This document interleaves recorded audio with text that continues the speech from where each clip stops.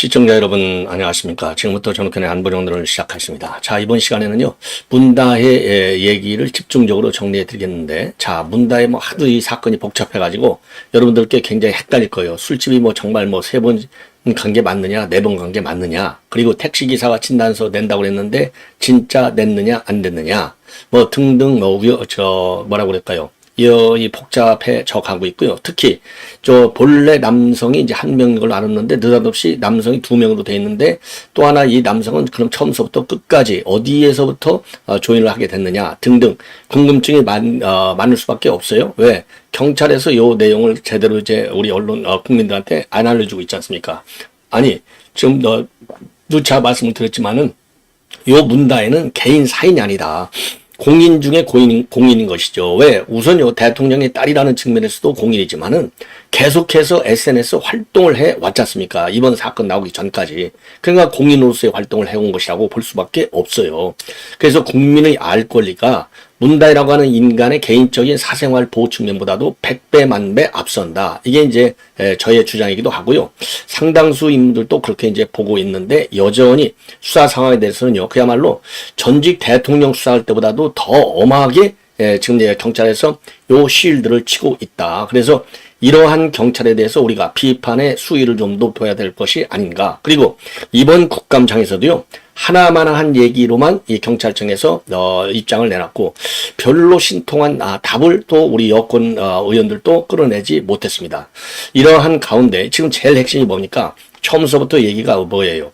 문재인이가 여성 대통령이었던 박근혜 전 대통령한테 세월호 사건 때 7시간을 분단위로 얘기해라. 현직 대통령이거든요. 그리고 결혼도 하지 않은 여성 대통령한테 분단위로 발표하라고 아주 잔인한 인격 살해를 했어요. 자, 그런데 문재인 딸은 어쨌든 간에 결혼했잖아요. 이혼했던 말했던 간에. 결혼한 성인이거든요. 그리고 현직 대통령이 아니고 전직 대통령의 딸이에요. 그리고 좀 세월호 사건과 비교하면 비교할 게 너무나 많고, 비교할 거리도 물론 안 되지만은 불법 행위로 점철돼 있잖아요. 그런데도 불구하고 지금 한마디도 안 하고 있고, 문다이도 문재인이도. 자, 문다이가 문재인이 압수수색 들어가니까 SNS에 계속해서 서너 번 입장문을 내놨잖아요. 그리고 문재인이 이게 얼마나 뻔뻔스러운 인간입니까? 한강 얘기를 써서 SNS에 올렸는데, 이제는 한강 얘기를 그냥 아무나 볼 수 있는 SNS가 아니고 이 양산 책방 회원들만 읽을 수 있는 그러니까 이 폐쇄된 상태로 글을 올리는 치졸함을 보이고 있어요. 자, 그래서 지금 논란이 계속되고 있는데, 이러한 상황에서요, 일요시사라고 하는 이 매체에서 7시간을 정밀하게 추적했어요. 제가 보니까 이 일요신문 일요시사 여기에서 추적 보도한 내용이 상당히 제가 이제 등문한 내용하고 제가 이제 모든 언론 보도를 통해서 확인한 내용하고 비면 굉장히 뭐라 그럴까요? 신뢰성이 강한 보도가 아닌가. 그래서요, 쉽게 얘기하면 7시부터 시작, 6시 한 54분 정확하게는, 그러니까 대충 7시부터 시작해갖고 이 사고가 나서 경찰한테 적발되기까지의 과정 2시 53분이었나요? 그러니까 몇 시간이에요? 이거 딱 7시간이네요. 7시간 동안 동행한 남자는, 한 남자가 분명 한 명이 계속 동행했고요. 그리고 두 번째 남자는 언제부터 들어왔느냐? 두 번째 술집에 갔을 때 들어갔다. 그리고 술집은 3집을 간 거 맞는데, 마지막 두 번째, 그러니까 이제 밥집서부터 시작하면 총 4집을 다녔어요. 그리고 술집은 3번. 그런데 이제 마지막 두부김치하고 소주 한 병 시켜놓고 먹었다. 그 직전에 쫓겨난 집, 여기서는 사실 술 못 먹고 쫓겨났잖아요. 예, 여기까지 다 합치면 술집이 3번을 간 거예요. 예, 그리고 이제 만취 상태는 1번 집, 그러니까 이제 미슐린 가이드에 나오는 이 고급 지금 고깃집, 여기에서 벌써 만취 상태였다고 합니다. 예, 만취 상태. 그리고 두 번째 남자는 두 번째 술집서부터 동행을 하기 시작했는데, 그리고서는 사라졌다는 거예요. 그러면 이 두 번째 남자는 도대체 뭐냐? 예, 이게 많은 지금 의혹이 제기되고 있는 거예요. 이게, 왜냐면요, 첫 번째부터 이 CCTV에 잡혔던 남자는 끝까지 계속 있었지 않습니까? 끝까지 계속 있었기 때문에 요거는 뭔가 특수한 관계가 아니냐, 이렇게 이제 유추할 수 있는데, 두 번째 남자는 왜 나왔다가 두 번째 술만 먹고 갔느냐? 그래서 이제 무슨 약한 거 아니냐, 한 거 아니냐, 이렇게 하면서 또 남자도 이제 합리적인 추론을 보면 이거 뭔가 수상하다. 이 남자는 왜 두 번째 먹고 나갔느냐? 요게 이제 되는 겁니다. 그리고 또 하나 지금까지 이제 언론에 알려진 경우 다른 게, 세 번째 남자는 그냥 그 바래다 주지 않고 차 있는 데까지 데려다 주지 않고 혼자 사라져 버렸다. 이렇게 나와 있는데 일요 시사의 보도를 보면 그게 아니고 요 문다혜가 같이 둘이 마지막 집에서 술을 먹고 있다가 먼저 나가서 집에 가려고 나와가지고 다른 차를 막 헤매고 돌아다녔잖아요. 그러다가 이제 지 차를 못 찾고 다시 들어오는 거예요. 그러니까 이 남자가 그냥 혼자 먼저 가버리고 문다혜 너 갈라면 가고 말란 말아라. 이게 아니고 먼저 나갔다 들어오는 거예요. 그러니까 뭐 그것도 왜 먼저 나갔다 들어왔는지도 이제 밝혀지지 않고 있는데 여하간 그래서 둘이서 이제 끝까지 같이 있다가 제대로 나와서 문다혜는 지 차를 타고 제대로 찾아서 가는 겁니다. 요게 이제 전체적인 그림이 되는 겁니다. 그러면 하나씩요. 일요 시사의 보도 내용을 중심으로 해서 그동안에 이제 알려졌던 내용하고는 조금씩 다르다는 거 제가 지금 이미 이제 말씀을 드렸고요. 요거를 하나씩 여러분께 이제 말씀을 드리도록 하겠는데 그 다음에 이제 택시 기사 얘기 그리고 이제 문재인이가 왜 아직도 입장을 표명하지 않고 있는지 요런 내용을 여러분께 이제 자세히 말씀을 드리겠는데요. 우선요. 아주 뭐 이 일요 시사가 아주 뭐 굉장히 자세하게 아주 보도를 잘하고 있네요. 자, 그래서 7시간을 추적한, 동선을 추적한 내용이 되겠습니다. 자, 그래서 이제 우선적으로 보면은요, 알코올 농도는 0.149고, 택시 기사는 지난 9일 날 불러서 조사를 했고, 근데 택시 기사가 통증을 호소하고 있고, 뭐 약을 먹고는 있는데, 진단서는 아직 내지 않고 있다. 그래서 진단서를 아직도 내지 않고 있는 이유는 뒤에서, 마쿠에서, 이 합의를 하는 것이 아니냐. 이런 지금 추측들이 나오고 있어요. 그래서 합의를 해주고 그리고 진단서도 내지 않는 걸 보면은 요것도 이 택시 기사도 좌파 아니냐. 뒤에서 이 문바죠, 문바. 그 대깨문들의 지원을 받고 있는 것이 아니냐. 그래서 이제 이 택시 기사가 또 입을 잘 안 열고 있잖아요. 그냥 통증에 호소하고 있다. 경찰에 가서 진술하려고 한다. 여기까지만 내놓고 있지. 일체 아무런 불만이라든가 하나도 없어요. 이런 거 보면은 비밀리에 지금 문다혜 쪽하고 기사하고 합의를 한 것이 아니냐. 아니 뭐 당연히 일반인도 이제 합의를 처리하니까 합의한 것까지 우리가 욕할 필요는 없을 것 같아요. 다만 합의 과정이 공정하냐. 택시 기사와의 관계에서 그야말로 전직 대통령이 딸이라고 하는 후광이 작용하느냐 안 하느냐. 그리고 택시 기사가 그래가 합리적이고 상식적인 측면에서 합의에 응하느냐 안 하느냐. 요게 이제 우리가 한번 지켜볼 일이지 합의 자체를 인간적으로 말이죠. 그렇잖아요. 합의 자체를 우리가 욕할 수는 없겠죠. 자, 그래서 철저하게 택시 기사의 인권이 보호가 되는 방향으로 이제 합의만 되면 되지 않겠느냐. 그리고요. 처음에 경찰에 조사할 때도 처음서부터 본인의 신문을 정확히 조사를 했느냐. 그랬더니 운전면허증을 통해서 확인했고 특별하거나 구체적인 진술이 없었고 의사소통에도 문제가 없었다. 이게 이제 경찰에서 초동 수사, 이 중간 수사 발표할 때의 입장이 되겠고요. 그리고 집에 귀가할 때 어떻게 귀가했느냐 물었더니 그거는 사생활이라서 공개하기가 어렵다. 본인이 운전을 아는 것은 확실하다. 이 얘기는요. 사생활에서 공개가 어렵다라는 얘기는 틀림없이 이제 문재인이 부부는 양산에 있잖아요. 그러니까 이 대깨문들, 문바들, 뭐 서울에 이제 친문 국회의원들이 또 많잖아요.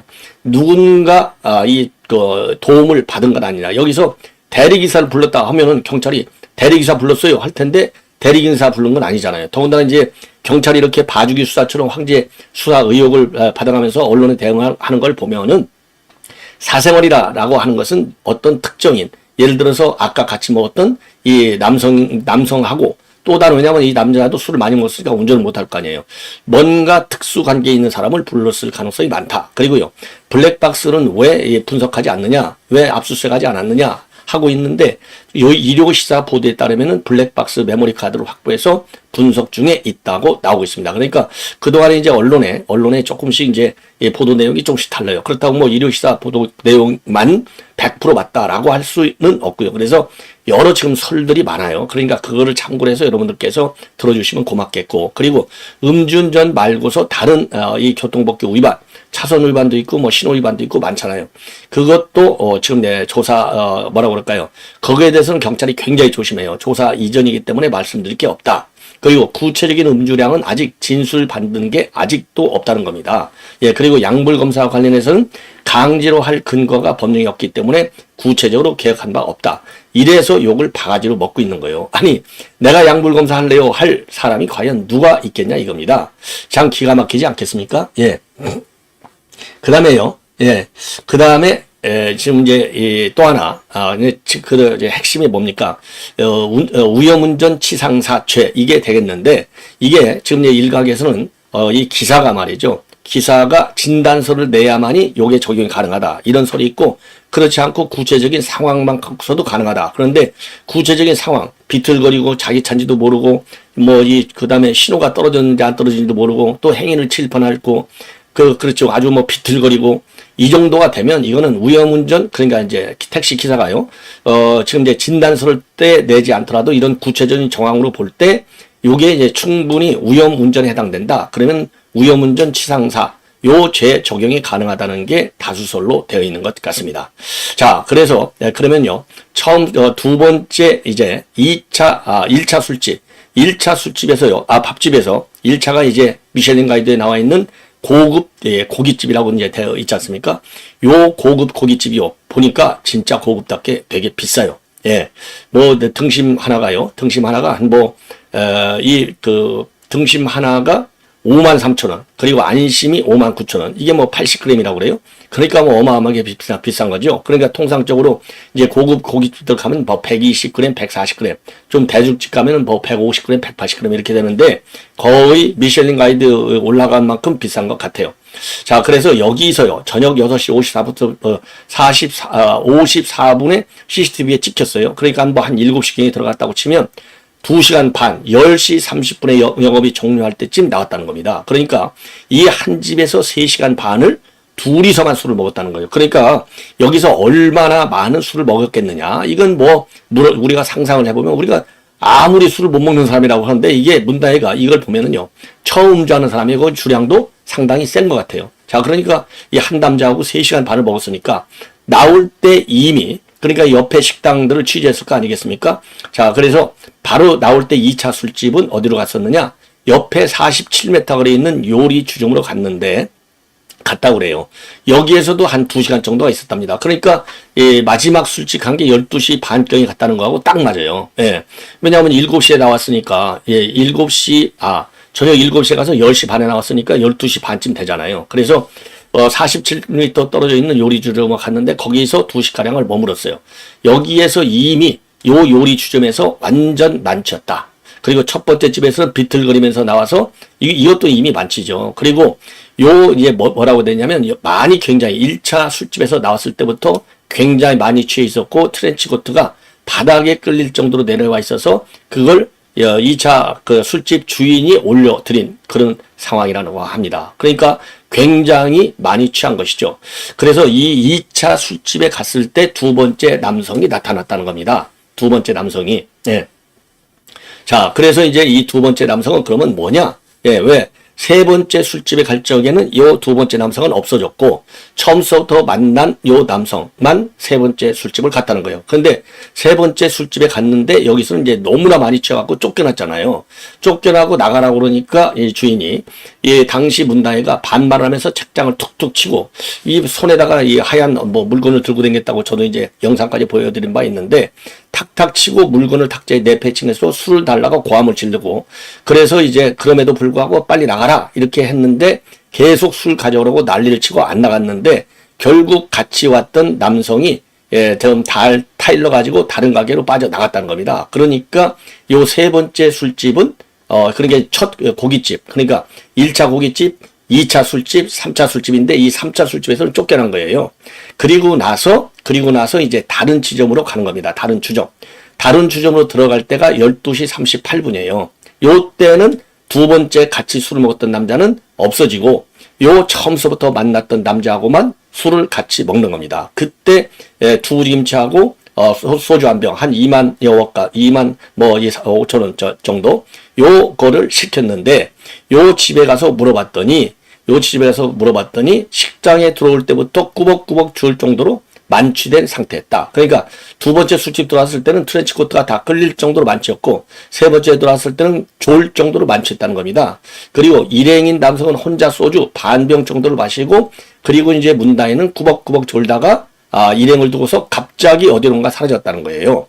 그러니까 이제 그때부터 집에 가려고 시도한 것으로 보여요. 그러니까 이제 CCTV 영상에 보면 그날 2시 5분경에 찍힌 영상을 보면은 자기 차량을 간 게 아니라 다른 사람 차량에 갔잖아요. 그러다가 이제 나중에 다시 이제 자기 차량으로 갔는데, 다시, 그런 게 처음에 나와가지고 자기 차량으로 가서 집에 가려고 한 게 아니라 남의 차량에 가서 이제 헤매다가 다시 술집에 들어갔다가 다시 나와서 지 차량으로 갔다는 겁니다. 그래서 남의 차량을 타려고서 난리를 친 게 한 2분 정도가 된다는 겁니다. 예. 그래서 2분 정도가 되니까 그때 요 남의 차 진짜 주인이 나타나가지고 차를 이제 몰고 가니까 그 문다혜가 이제 이게 지 차가 아니구나. 요렇게 되어 있다는 거예요. 그래서 그 마지막 술집에 들어갔다가 나온 시간이 2시 20분쯤 되는데 그때 이제 그 자기 차량에 가서 운전을 하려고 하는데 요게 뭔가 이제 만취가 되니까 얼굴을 뭐 이렇게 싹싹, 예? 여러분들 뭐 보셨잖아요. 여러분들 영화, 얼굴을 이렇게 뭐 아니, 어떻게 하는 거, 이거. 얼굴 뭐 많이 취하고 막 졸리면 그럼 얼굴 막 이렇게 부비잖아요. 예, 부빈다. 자, 갑자기 부빈다는 말이 생각이 안 나가지고. 얼굴을 부비고 난리를 치고, 뭐 이 전조등도 안 끼고 가고, 그리고 또 가려다가 또 사람도 칠 뻔하고, 그리고 우회전을 해야 되는데 좌회전해서 이태원 녹사편역 쪽으로 빠져나가고, 그러다가 택시하고 쾅하고 사고가 났다는 것이죠. 요게 그날 7시간의 스토리고, 두 번째 남자는 그래서 이게 뭐 이 사람이 혹시 가서 이거 마약 갖고 온 거 아니야? 뭐 이거 별의별 설들이 지금 난무할 수밖에 없는 게 되는 겁니다. 자, 그래서 지금 이제 이 정도가 이제 그날 7시간하고 남성들이 어떤 남성이 언제 어떻게 조인을 하게 됐는지 말씀드리고, 그리고 그날 저녁 7시부터 집에 갈 때까지 새벽 2시 반, 3시까지 불법으로 주차되어 있는데 왜 여기는 과태료, 그러니까 불법 주차 요 딱지가 안 붙었냐? 요게 본래요. 이제 이태원이 이제 관광 특구잖아요. 그러다 보니까 주민이 신고하거나 이렇게 돼야만이 이제 이 견인도 해가고 딱지를 붙이는데 주민 신고도 없었고 그 지역을 경찰이 순시도 하지 않았고 그래서 주차 단속이 되지 않았기 때문에 딱지는 안 붙였다. 이렇게 경찰에서 나오고 있고요. 그 다음에 이제 핵심은 바로 뭐냐? 이게 위험 운전치사상 혐의가 적용되느냐 안 되느냐? 왜냐하면 0.149는 이제 맞는데 지금 이게 진단서는 아직 안 냈단 말이에요. 자, 그런데 이제 이 법조인들 사이에서는 이 진단서는 꼭 내지 않았더라도 여러 가지 정황으로 볼 때 이 상해 사실을 입증할 만한 다른 증거가 있을 수 있으면 그걸로도 충분히 상해 사실 있잖아요. 진통제 먹고 있지 않습니까? 예. 그리고 여러 가지 CCTV 나온 거 보면은 그야말로 뭐 인사불성 이상의 만취를 한 거 아니겠습니까? 그래서 위험운전치사상 요 혐의를 검토하는 것은 아무 문제가 없다. 그러면은 이게 얼마나 엄한 죄냐? 요렇게 보고 있습니다. 작년 11월에서 지난 9월까지 전국 법원에서 이제 처벌받은 사례를 최근에 100건을 조사해 봤더니요.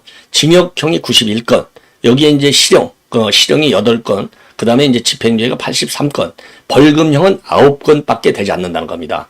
그러니까 이거는 당연히 실형이다. 이렇게 보여지고요. 그리고 이제 건국대 언론에 많이 나오는 분이시죠. 경찰 출신의 이웅혁 교수가 얘기한 걸 보면은요. 지금 문다혜는 CCTV 내용으로 볼 때는 단순한 음주운전보다도 훨씬 형량이 높은 위험운전치사상에 해당되는 객관적 지표가 충족되고 있다. 그래서 중형이 선고될 가능성이 굉장히 넘친다. 예, 그리고요. 혈중 알코올 농도가 0.149라고 하는 것은 적어도 인사불성 상태에 중하는 상태이다.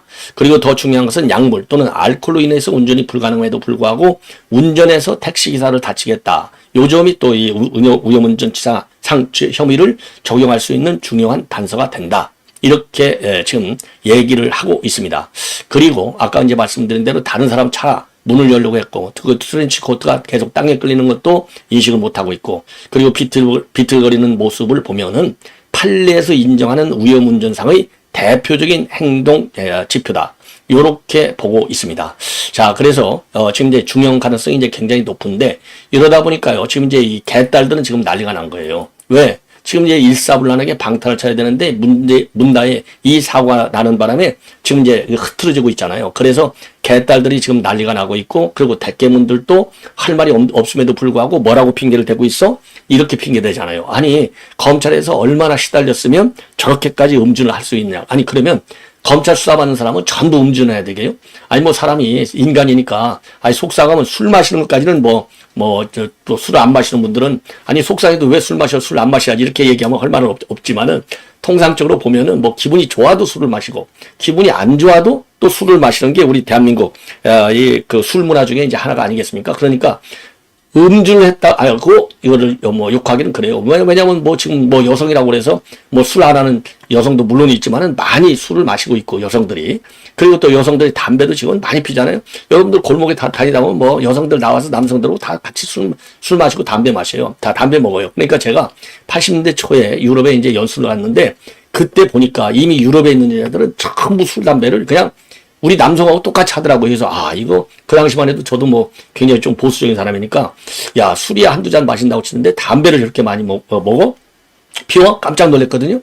그런데 이제 오늘날 대한민국이 한 20년 전부터 여성들도 술, 담배 차별이 없어요. 오히려 여성이라 해서, 왜냐면 직장에서도 여성 간부들이 많잖아요. 그런데 남성들하고 술 안 마셔? 그러면 여성 간부 리더십에 아무래도 좀 마이너스죠. 그렇기 때문에 음주 자체는 뭐라고 할 수가 없어요. 근데 이제 음주를 하고 나서 실수를 하느냐 안 하느냐 이런 거 가지고서 이제 평가가 있을 수 있지. 근데 이제 문다혜가 음주가 이제 욕을 먹는 것은 왜 운전을 했냐 이거죠. 우리도 요즘은 이제 음주운전 안 하는 문화로 이제 거의 뭐 제가 보기에는 뭐 자리를 잡은 거라 이렇게 생각이 되는데, 저도 그래요. 만약에 술을 마신다 그러면 무조건 하고 그냥 제 핸드폰에 저 대리기사 집 회사 번호가 딱 적혀 있어요. 거기에 전화 한 통하면 한 5분 10분 많이 기다려봐야 한 15분? 그냥 착각 와요. 그리고 요금도 쌉니다. 굉장히. 예. 자, 그런데 대통령 딸이나 되고, 문재인은 무려 대통령 체면 유지비로 연 5억을 받아먹는데, 지딸, 이 경제 공동체인데, 왜 이 대리기사로 안 준 건지, 이거 도저히 이해가 안 가요. 그래서 음주운전하는 것을 우리가 욕하고 있는 것이다. 요런 말씀을 드리고, 그 다음에 제가 이제 어제 심야 방송을 통해서도 말씀을 드렸는데, 지금 문다혜 관련 수사가 많이 이제 확산이 되고 있는데요. 지금 이제 채널A가 단독으로 보도하고 있는 내용을 보면은 이 피해차, 그러니까 택시 차량에 대한 이 피해 예상액이 280만 원 정도가 된다고 합니다. 이 피해 택시는요, 국산 준대형 세단이라고 해요.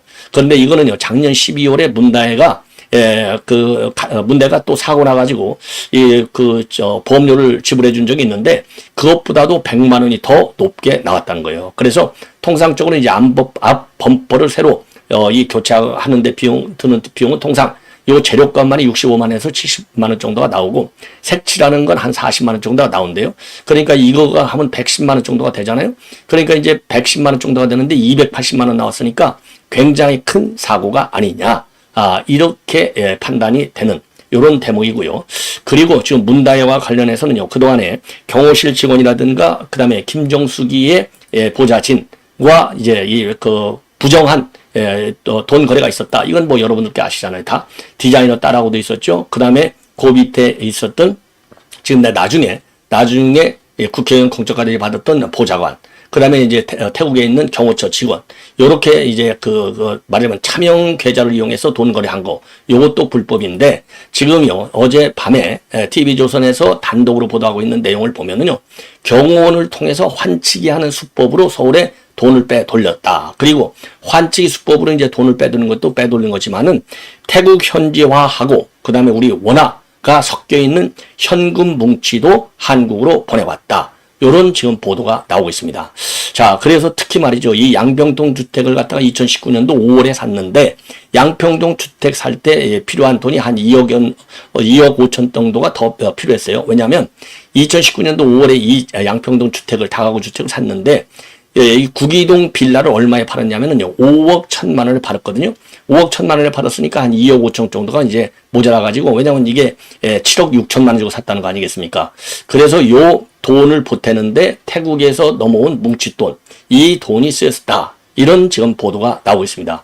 그리고요, 지금 이제 또 오늘 JTBC 단독을 보면요, 통일부도 압수수색에 들어갔다는 겁니다. 그래서 왜 이스타 이 항공을 갖다가 2018년도 3월 29일하고 31일 날 평양에 남측예술단 이제 공연을 하기 위해서 띄우는데, 그때 전세기로 이스타 항공을 선정했지 않습니까?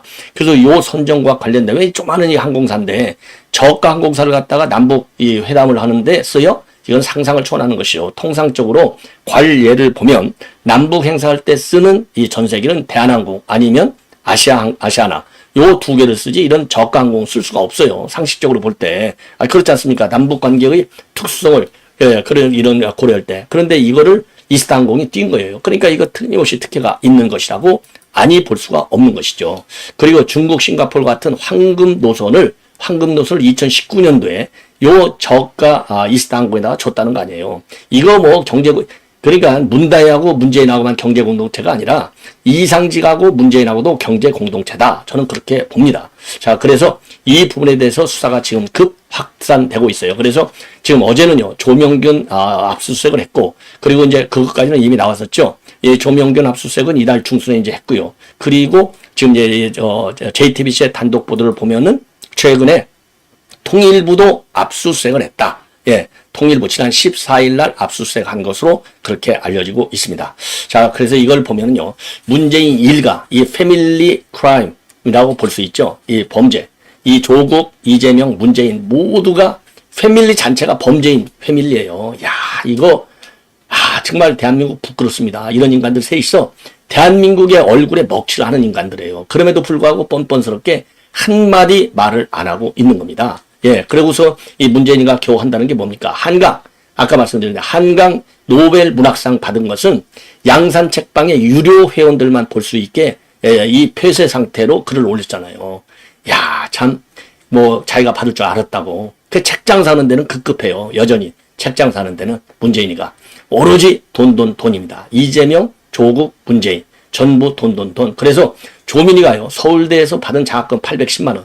요것을 아직도 지금 10년이 넘었는데도 아직도 안 갚고 있다는 거 아니에요. 안 돌려주고 있다. 이게 좌파들의 세계다. 그래서 이 통일부 압수수색하고요, 이 조민 서울대 장학금을 아직도 띄어먹고 있는 거, 이거는 제가 별도로 여러분께 보도해 드리도록 하겠습니다. 시청자 여러분 대단히 고맙습니다.